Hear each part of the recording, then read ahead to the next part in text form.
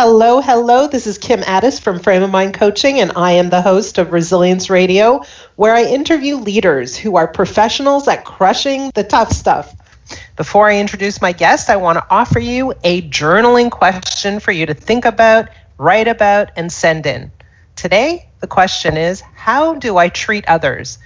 Is it aligned with my values? Does this leave me feeling proud? If not, how does my thinking need to change in order to treat others in a way that is aligned with my values?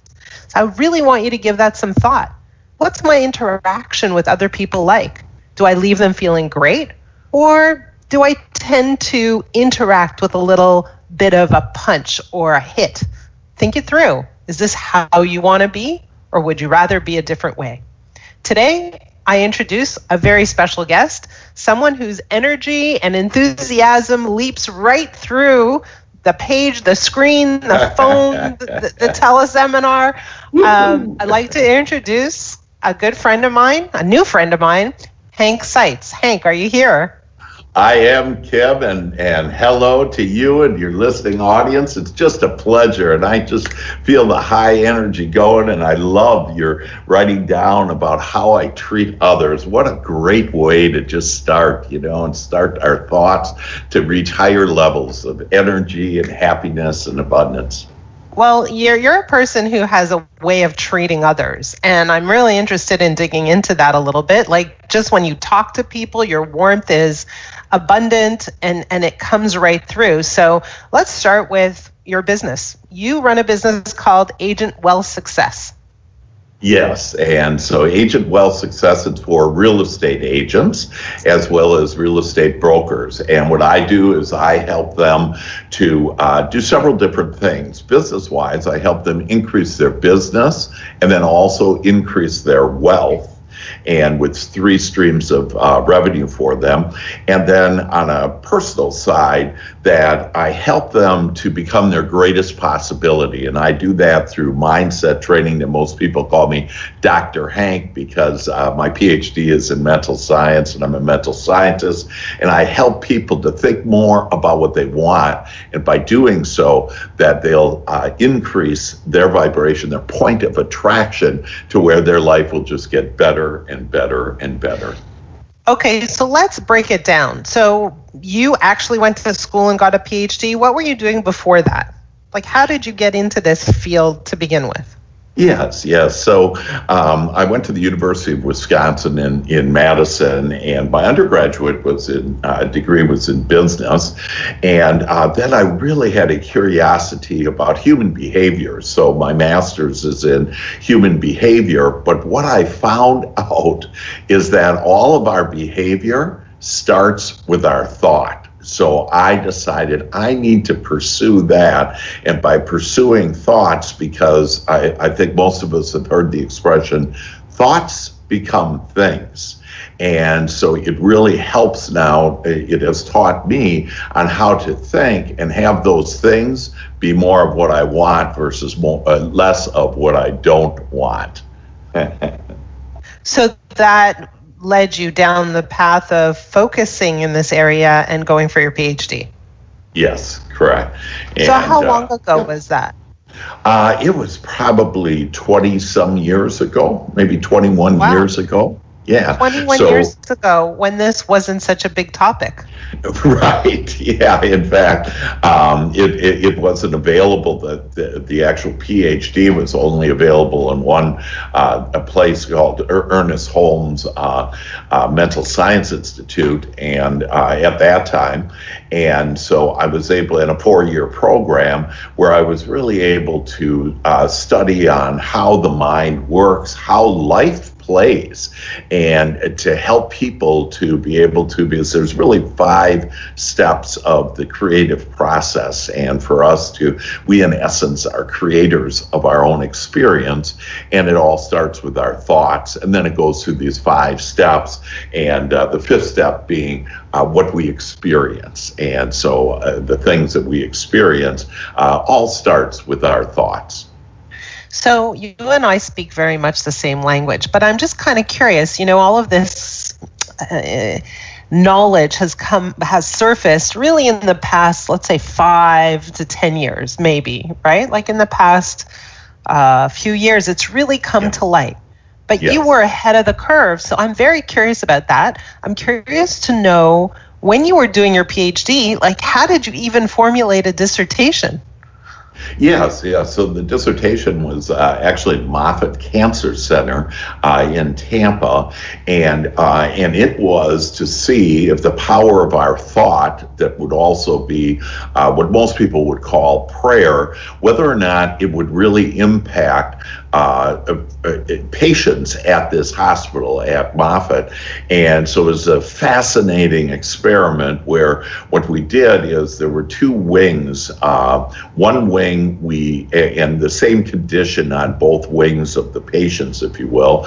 And on one wing, we didn't pray, we didn't think about them at all. The other wing, what we did is we actually started to think about, and I had different study groups to start going into, how do you sending goodwill, well-being, sending better health, sending a quicker recovery for those patients. And what we found was that statistically, a significant difference in the recovery and the good health and the well-being of those we prayed for versus those we didn't pray for. And neither group knew that we were actually thinking upon them and blessing them on this one side of the wing. So they weren't involved in the prayers. You were praying on their behalf. Right. And really thinking, I use the word prayer because most of us can, relate to that. But being a mental scientist, it's really on what our prayer is every day of every moment of our awake day time is our thoughts. And so we're really sending prayers out all the time. And in fact, that's the reason why many people are unable to have the life that they desire, because of what they're thinking. So for example, and I'll use anybody on, let's say we get into an argument with someone. We were talking about relationships earlier. And so let's take this argument that we have. And so you leave that argument, and then you start thinking about how mad you are about it or whatever. And then, we Facebook how mad we are about it and how terrible it is. And we call our friends, and we talk about it. And what we're doing is we're not only creating and reliving that argument, if you will, again and again, but we're also calling forth cooperative components. And if everybody could just write down a couple of things as we get going here, that cooperative components, which means that if you start thinking about an argument and talk about it and continue to focus on it, what you'll do is cooperative components of more arguments will occur, and pretty soon you know that you have attracted yourself into another argument. And so I have a way to help people to no longer get stuck and get a charge out of that negative, unwanted emotion, and instead to be able to move to a wanted emotion. Okay, so I'm going to pause you there because, again, you're speaking my language, but with other words, right? So in my language, the translation is what you focus on grows, and people know that I've written a book called What You Focus On Grows.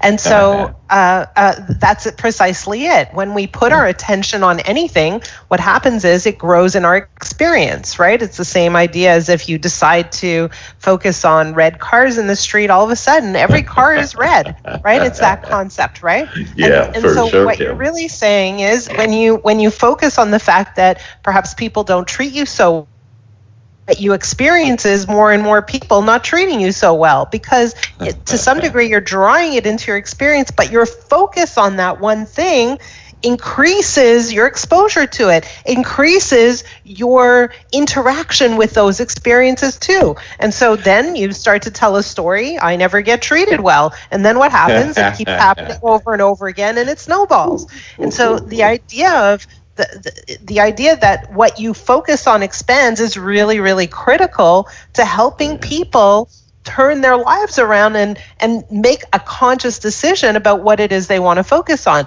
So what is your strategy for helping people do that, for helping people move to a better place? Well, first of all, Kim, I want to say spot on. That's exactly it. It's a law of a universe called the law of attraction, and that our thought is so powerful that we can take all the energy in the entire universe and wherever we're focused on, so whatever we focus our attention on grows. And it's kind of like, did you ever have really a bad day and you go, oh, it can't get any worse than this? And then it does.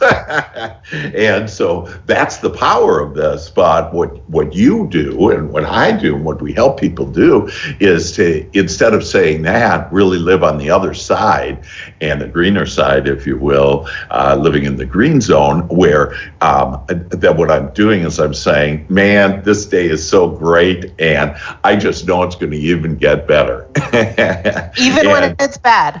Yeah, exactly. So you asked. So hold on. So let's slow down, because people who are listening are probably thinking, yeah, but you're lying to yourself. If it was a bad day, how can you say it was a good day when it was a bad day? So are you making that up? Are you tricking yourself? Are you living an untruth? And so let me help you with, and actually answer your question beforehand, what are the steps, because it'll help answer both questions on what are the steps then? How do I change my life? How do I improve my life? How do I make it better? And so we first need to understand on the steps of the creation process, and that we are literally creators, and now we're going to teach all your listeners how to become deliberate creators. So it all starts with our thought. And so let's go into a situation. We'll go back to the argument. We could go back to or we could talk about a bad business deal that went south, whatever. There's numerous topics that. So instead of looking at this and getting all emotionally charged, so I was talking about relationships, and I'm getting all emotionally charged over the argument that I had, and then that creates more arguments. So instead of doing that, you don't have to lie to yourself or anything. What you can do is you can say to yourself, and this again I would write down, this is what I don't want. So it's like pointing at it, and just point at it. This is what I don't want. I don't want arguments. And then what you do is you ask the key, ask and you shall receive, and you ask the key question, and that is, what do I want? And who you're asking is your higher self, your inner being, your soul, God, the universe, whatever term you want to use on this. And you're asking, what do I want? And what will happen is this will birth new ideas on how I want to have harmonious relationships. I want to have deep and meaningful relationships. I want to have loving relationships. I want to have relationships. I want to attract people into my life that are uplifting and fun, like Kim. And I want to just be able to enjoy the company of others. And I love how they're complimentary to me, and they're uplifting and say kind things, and we laugh together, we smile together. And as you continue to just have this avalanche of positive thoughts, what that will do will start creating, and you'll start attracting not only those cooperative components, but also other positive wanted components of the things that you want in your life. Beautiful. So let's translate that again. Okay, so what happens is a terrible thing happens. Again, let's call it the argument. Yes. And when you receive an argument, it's kind of like you're on a basketball court, and all of a sudden you get a ball, right? You get the basketball. It's in your hands. You just got the ball. And what a lot of people do is they get the ball and they start running. What they don't do, or what they forget to do, is say, wait a minute, which net am I supposed to be running toward? Right? And they don't stop for a minute and go, wait a minute, where's the goal? Where's my net? And sometimes what they need to do is take the ball and literally turn around or pivot towards where they want to score. Instead, they just get the ball and start running. And they're unconscious of where they're running to, what direction they're heading in. And so often they end up running in the direction of the opponent's neck. I use that as my example. Absolutely. Which is really, okay, I got the ball. Let me take a second and reorient myself and face the direction that I want to be going in. Absolutely, absolutely. So you said a couple of things that are just really key. First of all, this idea of pivoting. So pivoting my thoughts, so kind of moving from one direction to the other. And I'll give another example that I think can resonate with many people. Is that when I was a boy, I read and I heard in the Bible that Christ said, when you're slapped, turn the other cheek. And I was in a pretty abusive upbringing, and so in that abusive upbringing, that I thought, physically and emotionally, that I thought when my dad hit me on one cheek, I'm supposed to turn the other cheek and get hit on the other, but that wasn't it. And I realized that what it meant is, back to this, whatever I focus my attention on grows. And so when I'm looking at something that I don't want, and so I got that basketball in my hand, that I want to look the other direction. So instead of going to the net of unwanted, that I'm going to turn the other cheek and look at the wanted. And this is where we start asking for, what do I want, based on this contrast that happened in my life, this thing that I didn't want. That's right. Okay, so I want to switch gears, because you've had a very interesting experience in your life where you had a dramatic experience, one that you probably really didn't want. You got into a very severe car accident. Can you take us back to that time? Sure, you bet. It was a little over 2 years ago, so not too long ago. And that at the time I was praying for many things, and I was asking, one of the things I was asking is for my real estate agents on how I could provide them a financial plan where they could retire, where they could do other things, where it always wasn't trading their time for money. And so I'm driving along the road and on a highway, and there's an 18-wheeler, and this 18-wheeler slides into my car going 60 miles per hour, and it totals my car and it totals my body. And so I was in a coma. They called my wife and said, I'm not sure he's going to make it, that come to the hospital. And obviously I made it through that. And when I woke up, that I said to myself that this is, because everything I know in my heart of hearts, I know that everything that happens to us that we attract is for something good that's leading us to a better life. So in my case, that for starters, that I said to myself that I'm going to have better health than I had before, and I'm going to have some miracles happen to me. So let's start with the health. That I'm a Vietnam veteran, and the VA proclaimed me permanently homebound and permanently disabled. I was paralyzed from my waist down. And so what I did is I decided that I would go ahead, and instead of listening to the God of other people's opinions, like the doctors, and I'm grateful for the operations and everything for them, but I saw a new vision for me. And so I started to visualize with the universe, with God, if you will. And I started to use my higher self, my inner being, to visualize me walking and me enjoying life and having a regular life. And I just did that all the time. And one day, I felt a little energy, a little movement in my right toe. And so back to whatever you focus your attention on grows. Instead of focusing my attention on I'm never going to walk again, I didn't believe that. But instead, what I believed in me and the power that all things are possible when I'm connected to God, the universe, my inner being. And so I just started focusing on that movement in my right toe, and it started to move to my other toes. And after breath, hour after hour, day after day, and I moved that energy up my leg, around my waist, down my other leg, and voila, I am now walking. And in fact, I have better health in many ways, in most ways, than I had before.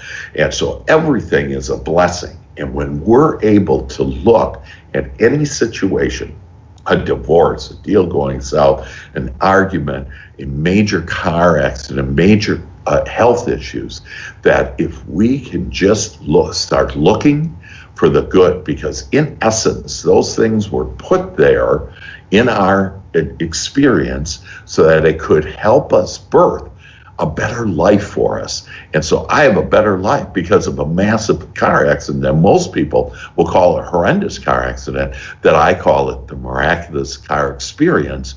And I'm a walking miracle because of it, and showing the power that each one of us, all of us, have. So I have a question. You said you were in a coma. Yeah. How long were you in a coma for? I really don't know. I guess a few days, I think. A few days. Yeah, a few days. Do you have any recollection of that at all? Do you have any memories of the time you were in a coma? I'm just curious about that. Yeah. So in that specific time, that first of all, I don't recall even the car accident. I don't recall any. I just remember getting on the ramp and saying to myself, wow, it's so great, I'm going to be able to focus on just my driving. And so I was very alert, attentive to my driving. And so when I was so during that period and the period that I woke up, I don't remember anything per se, but when I woke up, that I just felt this beautiful, beautiful, loving energy in me and all around me, and this beautiful light. And I'm closing my eyes right now, and I see that it's just a shining, bright, clear, pure white light, and then golden light that's all around it, and that flows in me and around me and through me, and then out to the world. And so, those death experiences, I also have had a couple of other near-death experiences. And in one of those that I just experienced me being so happy and so joyous. And some people will call that heaven. But see, I just right now experienced it, just went to heaven. And so really heaven is here on earth, and we can either have experience hell or heaven, wanted or unwanted, right here. And we have the power to do that with the power of our thoughts. So why do you think you keep attracting these near-death experiences? To give me a better life, to have me, people call me, some people that know me and have come to me in really severe situations where they have cancer or whatever and want to be healed, and so they call me a shaman. And so I basically, this has taken me to just such a high, beautiful, loving level where I'm able to just connect with infinite intelligence and channel that, and have these healing hands to lay my hands on people and heal them, and lay my thoughts on people and heal or help them to become their greatest possibilities. So I appreciate all of it. Okay, so let's get a little more tangible. You come back from near death. You're pretty much paralyzed, and you're in a good mental state. And what does your family think? Do they think you're nuts? Well, mainly my wife was there. She was my kids are out of state and everything, so who was local and there at the time. And it's my wife, and she just kind of rolls her eyes and goes, "Oh my God!" But right. But I say it's two reasons on why that has been the case.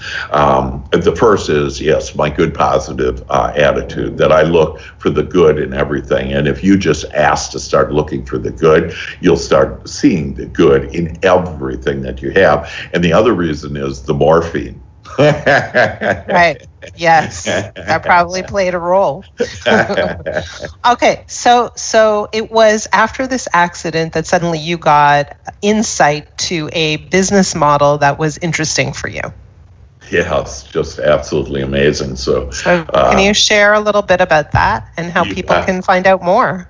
Sure, you bet. Well, for real estate agents, or if you want to become a real estate agent, or for real estate brokers, it's the most lucrative and empowering business model I've ever seen in any industry. And I've been in a lot of industries. I was a general manager, Procter & Gamble, and I was on the board of advisors for John Deere. And, I've had clients of IBM and Chase, was the CEO in Guatemala of an oil company. So I've been into a lot of industries. And this is really is the most amazing and wonderful opportunity. But here it was. See, one of the reasons I finally figured out with my smaller self, with my concrete mind, if you will, I finally figured out that one of the reasons why this miraculous car experience happened to me is to slow me down so I could have the answers to my prayers, because I was off on my own path, kind of doing my own thing, and God was saying, hey, it's over here. The universe was saying, you're over here. And finally, the universe just said, okay, we're going to have to slow you up. And so that slowed me down to where I got a call from a mortgage guy, and I paralyzed in bed, and he goes, hey, I got the most amazing real estate opportunity, and I would have never taken this call. I had 420 agents that I was a broker of, and in Texas, and I had 3 gatekeepers, so I would have never talked to this person. But because I was bored, I picked up the phone. He said, hey, you can go to this meeting, and I said, I'm not going anywhere. If they want to talk to me, they got to come to me. And then they shared with me this business model, and basically it has 3 streams of revenue, where it has America's #1 lead system that I'm seeing my agents are increasing their commissions by over $100,000 a year or more, and much more. And then I'm seeing them getting over-the-counter NASDAQ stock paid to them in 5 ways without them having to pay for it, the second stream of revenue. And then the third one is revenue share, similar to Keller Williams's revenue share, but this revenue share pays about 20 times more than, and so it's passive income, literally for the rest of your life and the rest of your children's life. And so combined with this, it's my prayers being answered. And the miraculous car experience is one of the many great things about it, is that it blessed me with finding this opportunity, and it's with a company called eXp Realty. And if you want to know about it, you can either contact me directly, or you can see it at Doc Hank, so DOC, Hank, webinar.com, or you can just go ahead. Yeah, DocHankWebinar.com also shows the horrific accident you were in. So that was quite interesting. Yeah. So did you take your whole entire office and convert them into an EXP system? Basically what I did is I left my brokerage, and then I started inviting those agents and I was bought up. I owned it 50-50 with my business partner, and sold that back to my business partner. And then, and the agreement was that I wouldn't actively pursue those agents, but they came to me because they said, what are you doing? We know you're off to more fun. Because basically what I do is I help real estate agents and brokers. I put more fun and more money back into real estate. And so they were curious of doing it, yes. So did they actually come to you and tell you the story? Were you in the hospital at the time? Like, did they actually come and visit you in person to explain what this was all about? Yeah, they did. They were actually on my bed, and they were showing it to me. And the day that they showed it to me, I picked up my cell phone, called my stockbroker, and bought 10,000 shares for my grandson. And so now he's independently wealthy. That's a good deal for him. Yeah, he doesn't know yet. He's 2, and so he didn't know yet. He doesn't know yet. What about your kids? You have 3 kids, right?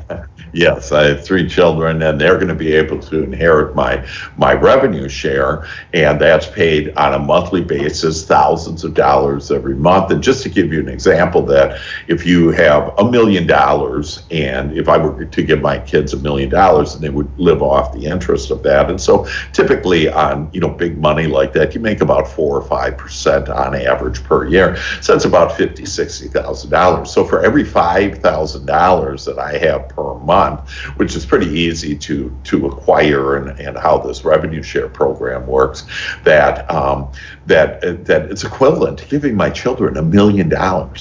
And so that just continues to grow and grow and grow. It's right now it's tripling every year from one year to the next year. And I've been involved with that for just right after my car accident for about 2 years. So it's so interesting to have been getting to know you over this past little while. I was a guest on your podcast, and I rarely come across people who have experienced such dramatic events and have come out of it with an even better attitude, an even more positive attitude than when they came in. So it's so much fun getting to know you.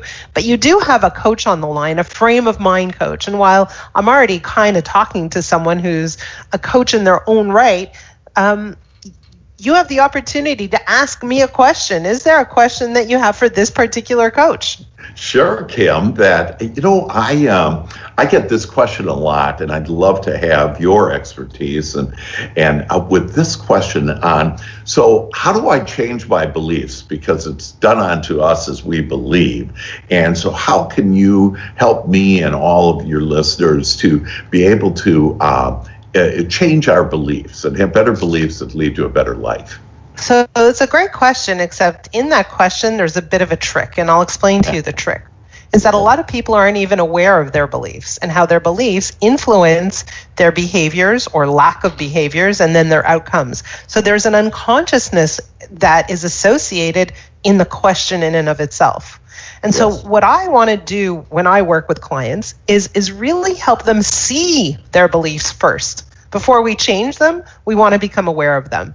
And that's probably the biggest challenge in the process of changing your beliefs, is understanding to begin with what beliefs you live with and how they fuel you and how they impact you and how they a lot of times hold you back or restrain you from getting to where you want to go, living the experiences you want to have, and experiencing some of the most miraculous things that life has to offer.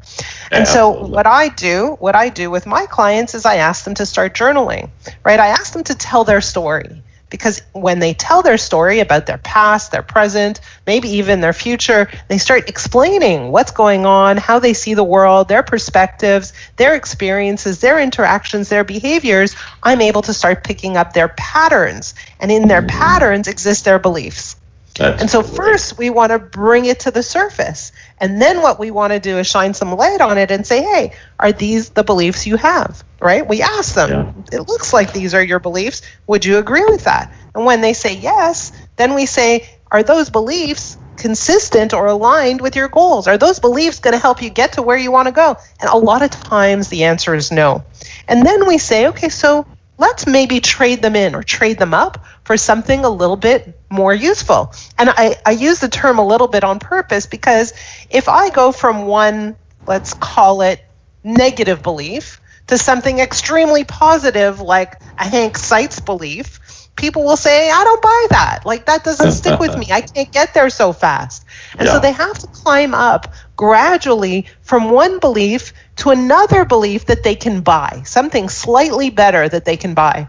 And so what I help them do is I help them literally trade in their beliefs for something more useful and more aligned with their goals and desires. That's great. So that's what I do, and that's what I encourage people to do. And as you guys are listening, one of the things that I would invite you to do is actually experience that process of trading up and just looking at your beliefs. One of the things we do is on frameofmindcoaching.com, we invite you to experience a complimentary coaching call. But before that, we ask you to journal, right? We ask you to fill out this form. And in that form, there are some journaling questions that invite you to tell your story so that we can start to see your beliefs. And so right away, you're getting the opportunity to see what your beliefs are and how they're affecting you. I encourage everybody to take that opportunity to experience taking a look at how your beliefs are impacting your outcomes. Very powerful process. That's just awesome. I love it. And it's certainly, and I know you've done this with scores, hundreds, thousands of people, right? That's right. Lots and lots Yeah. of people. And we have a team of coaches who have been trained in this method who are also doing it with hundreds and hundreds of people. And, we've created an approach for really looking at the relationship between how a person thinks and the outcomes they're getting. So if you're sitting and you're listening and you're saying, man, I'm getting a whole bunch of outcomes that I'm not so happy with.